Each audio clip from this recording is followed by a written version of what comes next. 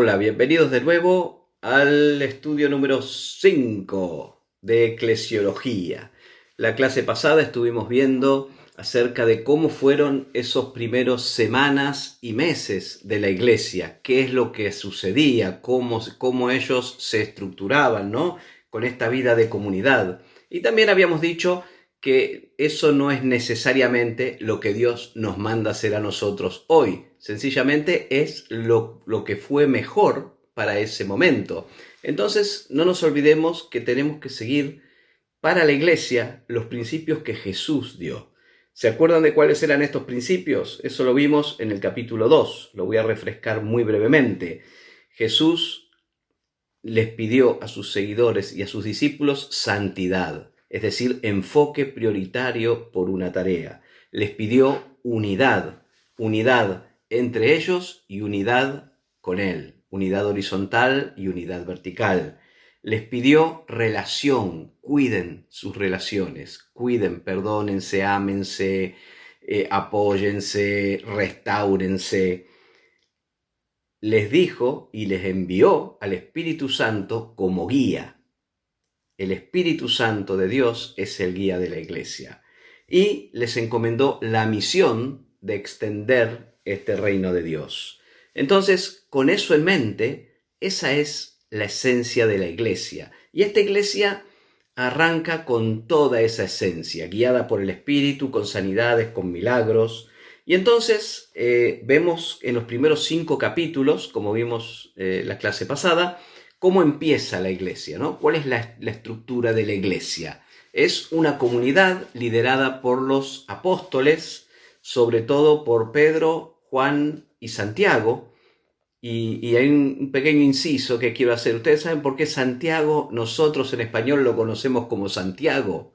Porque eso es una cosa que siempre llama la atención, que alguien llamado Jacobo, nosotros lo traduzcamos Santiago.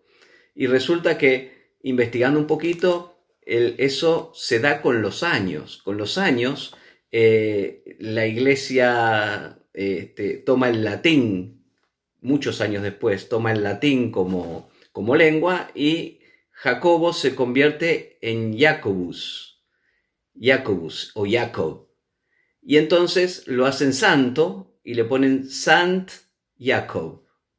Y con el tiempo ese Sant Jacob se reúne en una sola palabra que termina siendo Santiago. Así que bueno, este es un pequeño plus que le doy.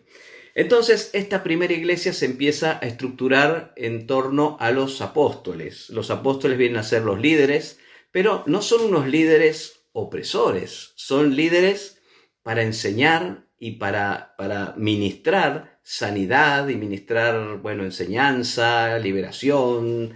Fíjense que en Hechos capítulo 6, vamos a leer 2 o 3 versículos, porque aquí viene la primera estructura de la iglesia.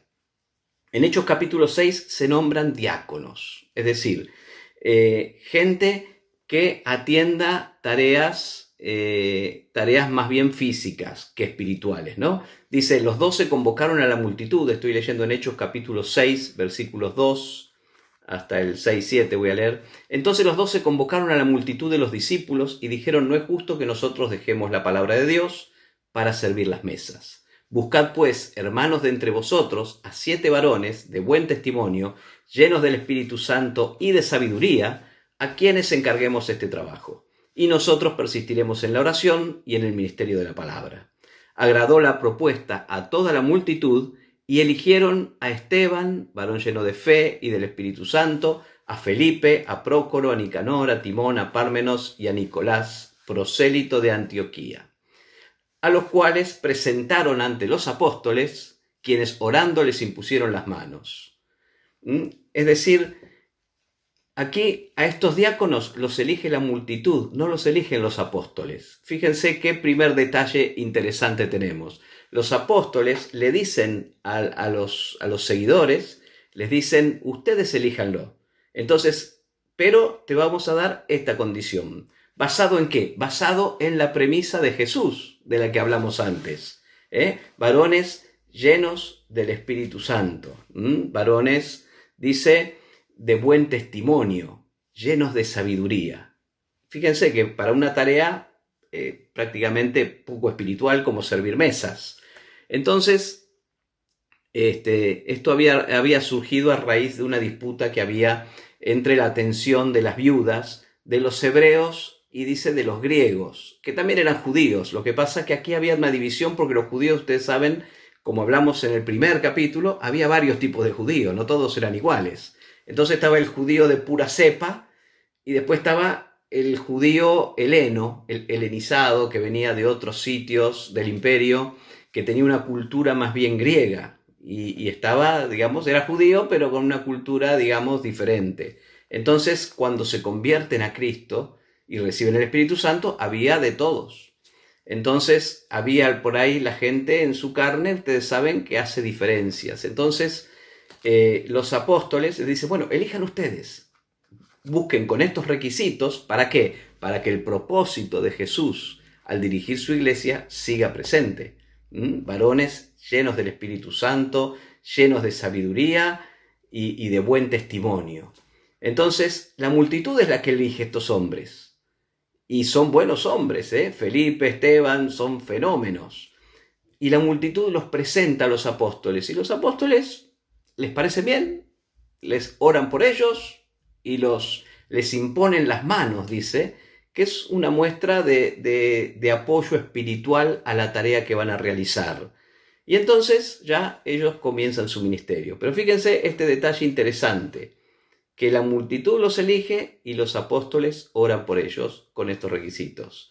Y dice que en el versículo 7, Hechos 6:7, que crecía la palabra del Señor y el número de los discípulos se multiplicaba grandemente en Jerusalén. Y también muchos de los sacerdotes obedecían a la fe. Es decir, hasta los sacerdotes estaban empezando a ser seguidores de Jesús. Esta era la primera iglesia. Todavía todos son judíos. Todavía todos están en Jerusalén. Jerusalén es una ciudad que atrae, por motivos religiosos, atraía judíos de todas partes. Así que estos vienen de distintas partes, pero todavía todos están en Jerusalén y todos son judíos. Capítulo 6 del libro de Hechos, todavía estamos en Jerusalén, todavía todos son judíos y esta es la primera pequeña estructura que tiene la iglesia.